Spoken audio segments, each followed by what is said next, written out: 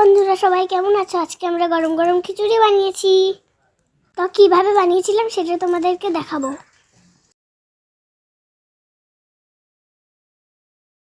প্রথমে কড়াই মুগ লাড্ডুগুলোকে ভেজে নিয়েছি। লাল লাল করে ভেজে নিতে হবে। হয়ে গেছে, এবার এটাকে ধুয়ে নেব।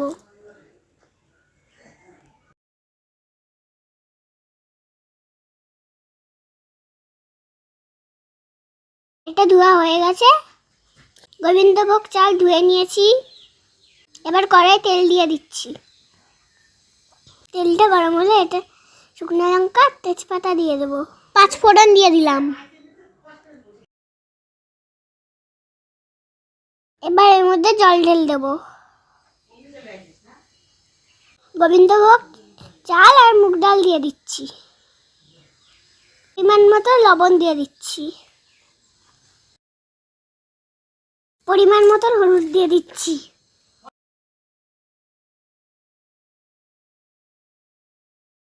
একটু নেড়ে এটাকে ফুটতে ছেড়ে দিলাম। এবার অন্য একটা কড়াই তেল দিয়ে দিচ্ছি। আমি ফুলকপিগুলো সেদ্ধ করে রেখেছিলাম, সেগুলো তেলের মধ্যে ভেজে নেব। ভাজা হয়ে গেছে, এবার তুলে নেব।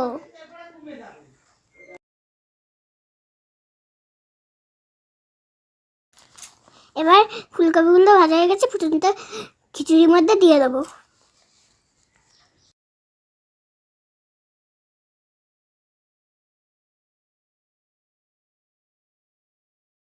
এবার এর মধ্যে মটরশুঁটি দিয়ে দেবো। অন্য একটা কড়াইয়ে তেল গরম করে শুকনো লঙ্কা, তেজপাতা, জিরে দিয়ে দিচ্ছি।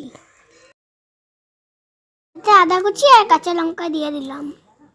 এবার টমেটো দিয়ে দেবো। এবার এটা হয়ে গেছে, এবার এটা ফুটন্ত খিচুড়ির মধ্যে ঢেলে দেবো। এবার ভালো করে নেড়ে দেবো। এবার এর মধ্যে স্বাদ অনুযায়ী মিষ্টি দিয়ে দেবো। নেড়ে ঘি দিয়ে দেবো।